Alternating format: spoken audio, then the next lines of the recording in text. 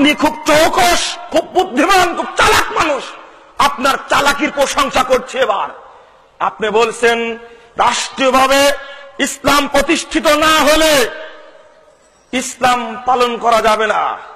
টাকনুর নিচে কাপড়টা কেটে টাকনুর উপরে পড়তে হবে, এই জন্য কি র্যাব লাগবে? যদি আমি টাকনুর উপরে কাপড়টা পরি, যদি কেটে দিই প্যান্টটা, আমি প্রিন্সিপাল কলেজের, আমি কালকে প্যান্টটা কেটে দিলাম, টাকনুর উপরে পড়লাম, বলুন আন্তর্জাতিক আদালতে মামলা হবে? কেন পড়ি না? এখানে কে, কোন প্রশাসন আমাকে বাধা দিচ্ছে? আমি যদি বুকের উপরে হাত বেঁধে সালাত আদায় করি, আমি জানি বুক নাভির নিচে হাত বাঁধা হাদিসটি জয়ীফ, বুকের উপর যদি হাত বেঁধে সালাত আদায় করি, আমাকে কি সেনাবাহিনী গ্রেফতার করবে? কেন করি না? কিসের উদ্ধৃতি দেয় আমি? দাড়িটা আমার ছোট ছোট করা আছে, যদি দাড়িটা আজকে ছেড়ে দিই, বলুন বাংলাদেশের ট্যাক্স নির্ধারণ করা হবে? এখানে পারি না কেন? যদি আমি সুদ বর্জন করি, আমাকে হাইকোর্টে কি জবাবদিহি করতে হবে? কেন সুদ বর্জন করতে পারি না? কেন পারি না? আমি যদি মনে মনে বিশ্বাস করি বাদশা নাজাশী অমুসলিম হওয়া সত্ত্বেও মুসলিম হয়েছিলেন, আল্লাহ নবী মুহাম্মদ সাল্লাল্লাহু আলাইহি ওয়াসাল্লাম তার মৃত্যুর পরে তিনি তার গায়বানা জানাজা করেছিলেন, তিনি যদি ভিতরে ভিতরে ইসলাম গ্রহণ করে থাকতে পারেন, আপনাকে কে বাধা দিল? আপনি বৃদ্ধ হয়ে গেছেন রাজনীতি করতে করতে, কেন বিশ্বাস করতে পারেন না? বলুন আল্লাহ কি সর্বত্র বিরাজমান? আল্লাহ কোথায়? আরশে। কে আকীদা পোষণ করা যায় না? মুহাম্মদ সাল্লাল্লাহু আলাইহি ওয়াসাল্লাম কি নূরের তৈরি? তিনি মাটির তৈরি, আকীদা পোষণ করা যায় না? যদি কোন ব্যক্তি আজকে আকীদা চেঞ্জ করে দেয়, যদি বলে আল্লাহর নবী মুহাম্মদ সাল্লাল্লাহু আলাইহি ওয়াসাল্লাম মাটির তৈরি, বলুন তার নামে থানায় মামলা হবে? কেন আকীদা চেঞ্জ করেন না আপনি? আপনাকে কে বাধা দিল? অজুহাত মাত্র চোরের হাত কাটার, জেনার বিচার করা, বাকিগুলোতে কি জবাব কিয়ামতের মাঠে দিবেন? কবরে কি জবাব দিবেন?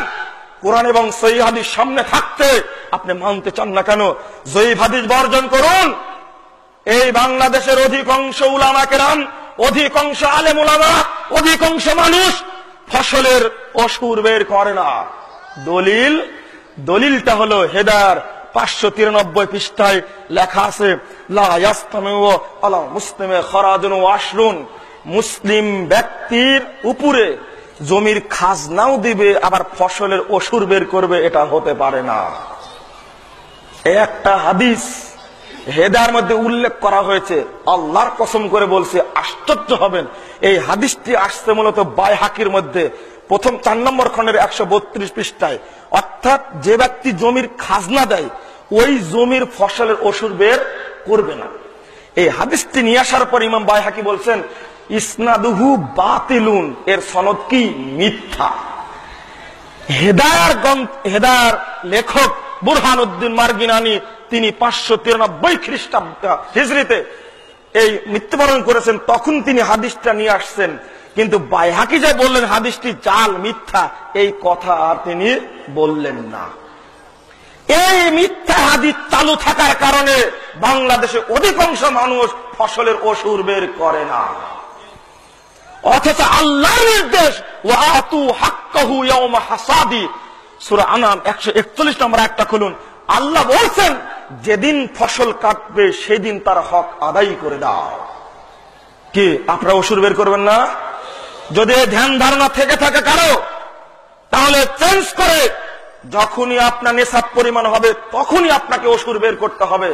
জয়ীফ এবং জাল হাদিসই সবচেয়ে বড় সমস্যা।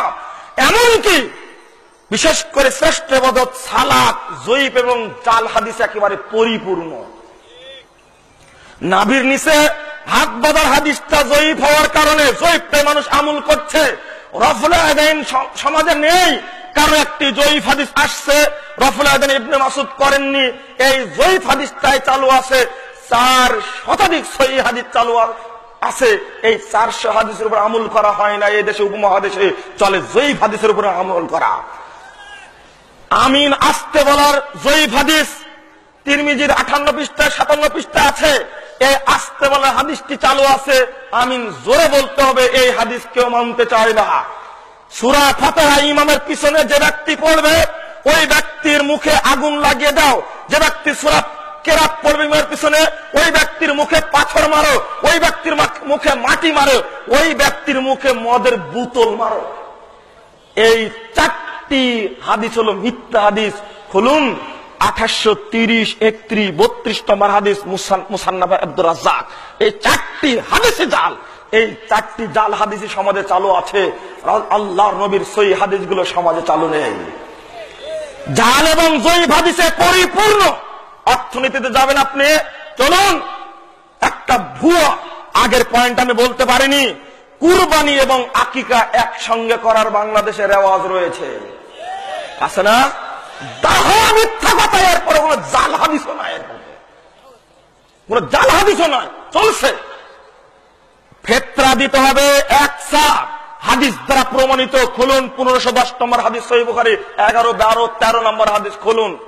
এই হাদিস সমাজে চালু নেই। অথচ আদাসা ফিতরা দিতে হবে মর্মে 1678 নম্বর হাদিস রয়েছে আবু দাউদের মধ্যে। এই হাদিসটাকে ইমাম আবু দাউদ রাহিমাহুল্লাহ বলেছেন ইসনাদিহি আবুল কাসম ওয়া হুয়া মুনকারুল হাদিস।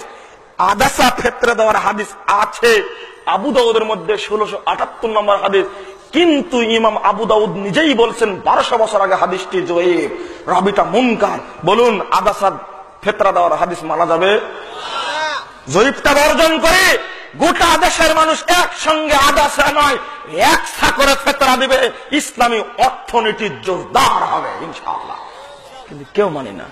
একেতে অসুরকে সাইজ করেছি, আর একটি সাইজ করেছি কোথায় জানেন? হেদায়া খুলুন 210 পৃষ্ঠার মধ্যে আসছে। আশ্চর্য লাগে, যাকাত তখনই দিবে, যাকাতুল ফিতর তখনই দিবে যখন একজন ব্যক্তির কাছে আনুমানিক 50,000 টাকা জমা থাকবে, তখনই তার উপরে ফিতরাটা ফরজ হবে। বলুন নাউযুবিল্লাহ। অথচ আল্লাহ নবী বলেন ফরজ রাসূলুল্লাহ সাল্লাল্লাহু আলাইহি ওয়াসাল্লাম যাকাতুল ফিতর সাম মিন তামিন সাম মিন আল আবদি ওয়াল হুররি والصغير والكبير والذكر والانثى من المسلمين। ধনী হোক, দরিদ্র হোক, আব্দ হোক, স্বাধীন ব্যক্তি হোক, নারী হোক, পুরুষ হোক, ছোট হোক, বড় হোক, সকল মুসলিমের উপরে সাদাকাতুল ফিতর ফরজ। 70 নম্বর একটা খুলুন। আল্লাহ বলেন মান আমিলা আমালান সালিহা মান তাবা ওয়া আমিলা আমালান সালিহা, যে ব্যক্তি তওবা করলো, ফিরে আসলো এবং আমলে সালেহ করলো, আল্লাহ বলছেন ফাউলাইকা ইউবাদদিলুল্লাহু সাইয়্যাতিহিম হাসানাত। আল্লাহ বলছেন যারা তওবা করলো এবং সংশোধন করে ফিরে আসলো, তাদের জীবনে যত পাপ করেছিল সমস্ত পাপগুলোকে আল্লাহ রাব্বুল আলামিন নেকিতে পরিণত করে দিবে। 70 হোক, 80 হোক, 100 বছর হোক, যদি আপনি ভুল চেঞ্জ করেন আপনার লস হলো না লাভ হলো?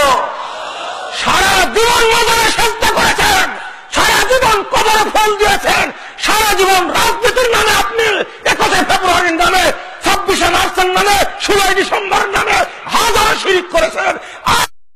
করুন, যত আপনি পাপ করেছেন, যত শিরক করেছেন, যত বেদাত করেছেন, সমস্ত ভুলগুলোকে আল্লাহ নেকিতে পরিণত করে দেবে। এটা আল্লাহর ওয়াদা। এটা আল্লাহ বলেছেন সূরা জুমার 50 নম্বর আয়াত খুলুন। আল্লাহ বলেছেন লা তাকনাতু মির রাহমাতিল্লাহ, বান্দা তুমি আল্লাহর রহমত থেকে নিরাশ হও না। ইন্নাল্লাহা ইয়াগফিরুয যুনুবা জামিআ, আল্লাহ বলেন নিশ্চয় আল্লাহ যাবতীয় পাপ ক্ষমা করে দিবেন, যাবতীয় পাপ ক্ষমা করে দিবেন। বন্ধুরা আমার বলছেন জুনুব শব্দটি একটু বুঝাই। শব্দটা জুনুব জানবুনের জমা জুনুব। জানবুন মানে একটা পাপ, জুনুব বললে জীবনে যত পাপ আছে সব পাপ বুঝায়। এরপরে বান্দাকে বুঝানোর জন্য আবার আল্লাহ বলছেন জামিয়া, একেবারে জীবনের শুরু থেকে শেষ পর্যন্ত যত পাপ আছে শুধু আল্লাহর কাছে চাইলে সমস্ত পাপ আল্লাহ ক্ষমা করে দেবেন। সূরা জুমার 53 নম্বর একটা খুলুন। বন্ধুরা আমার, যেটা আমি বলতে চাচ্ছিলাম, আপনি ভুল করলে যদি সংশোধন করলেন আপত্তি আছে? বন্ধুরা আমার বুঝবেন জেলে যাওয়ার পরে ইনশাআল্লাহ আগামী দিনে বাংলাদেশের ইতিহাস নতুন ভাবে রচিত হবে ইনশাআল্লাহ। আহলে হাদিস আন্দোলন যে মানুষকে পথ দেখাতে পারে, নির্দেশনা হকের নির্দেশ দিতে পারে, হেদায়েত যে আল্লাহ মানুষকে করতে পারেন, দুই শ্রেণীর মানুষ হেদায়েত হয় না, আমিরে জামাত বলে থাকেন। একটা হলো মৌলবী আর একটা হলো বুড়া। এই মানুষটা, এই দুইটা শ্রেণীর হেদায়েত হয় না, বুড়া আর মৌলবী। আল হাদিস আন্দোলন এবং বহু বুড়া এই হেদায়েত পেয়ে তারা সংশোধন হয়েছে, আলহামদুলিল্লাহ। আগামীতে নতুন ইতিহাস তো হবে ইনশাল্লাহ। শুধু এতটুকু বলছি, আপনাকে বলছি, আপনি মুরব্বী হতে পারেন, গোলামি করবেন না। গোলামি করার দরকার নেই। কোরআন এবং সেই হাদিস পেয়েছেন, মেনে নিন। কিন্তু আজ পর্যন্ত এই দুই আযান ছাড়াতে পারা গেল না, আর মুনাজাত ছাড়াতে পারা গেল না। আপনি ঐক্য হবেন কিভাবে? ঐক্যের গান আমি গাচ্ছি। দুবাইয়ে গিয়ে পিস টিভিতে আলোচনা করতে গিয়ে ঐক্যের গান আমরা গেয়েছি। দুবাইয়ে এক টেবিলে আলোচনা করেছি, সেখানে জাল জয়ীব বলার সাহস হয়নি। যখনই বিমানবন্দরে এসেছি তখনই শুরু করেছি জাল এবং জয়ীব হাদিস দেওয়া। কি ঐক্য হবে? কখনোই হতে পারে না। ঐক্যের মানদণ্ড হলো পবিত্র কোরআন এবং সহিহ হাদিস। ডাক্তারিন কণ্ঠে আপনাদের বলে দিচ্ছি, এই মর্মে জয়ীব এবং জাল হাদিস ছাড়ুন। আশ্চর্য লাগে, সামান্য জাল জয়ীব হাদিস যদি না ছাড়তে পারি, বেদাত যদি না ছাড়তে পারি, যে বেদাতটা হলো পচা বেদাত, মুনাজাত ছাড়তে পারলেন না। মুনাজাত আপনি একাকি করুন, কত হাদিস নেবেন? যখন ইচ্ছা তখন করুন। কবরস্থানে গিয়ে আপনি একাকি মুনাজাত করুন। আপনি দলবদ্ধ মুনাজাত করতে গিয়ে সমাজে ফিতনা সৃষ্টি করছেন। ফরজ সালাতের পরে, ঈদের পরে, বিবাহের পরে, এই মজলিসের পরে, সম্মিলনের পরে, ইফতারের আগ মুহূর্তে এই বেদাতি মুনাজাত চালু থাকার কারণে আর বেদাতি দুই আযান চালু থাকার কারণে ঐক্যবদ্ধ করা যাচ্ছে না। এটা মানসিক ভাবে আপনি বর্জন করুন। উলামায়ে কেরামের ফতোয়া খুলুন। এখানে আপনি এতটা এই ভুলটা সংশোধন করতে পারছেন না কেন? বন্ধুরা আমার, যতদিন পর্যন্ত এই রসম নিয়ে বসে থাকবেন, আপনি ঐক্যের গান গাচ্ছেন। ফার্সি কবি বলছেন, দারমিয়ানে কারে দরিয়া তাখতাবন্দা কারদা বাজি গিরে কে দামান হুশিয়ার বাস, তার মাকুন হুশিয়ার বাস।